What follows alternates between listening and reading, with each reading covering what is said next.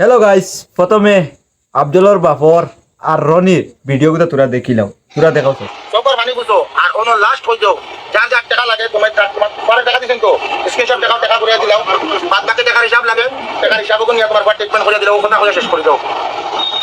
আপনারা জানেন লাগে ভিডিও তো দেখি লইছো, কারণ হইছে গিয়া আফজলর বাপে যেটা মানুষের লগে যেন বেইমানি করছে, তার আফজলটা দেখাইয়া কইছে 17 কোটি টাকা লাগে এক ইঞ্জেকশনের দাম, কইয়া যে কত টাকা লইল যেন এখন ইটার টাকা সব হিসাব দিতে লাগবো না, ঠিক দিতে লাগবো।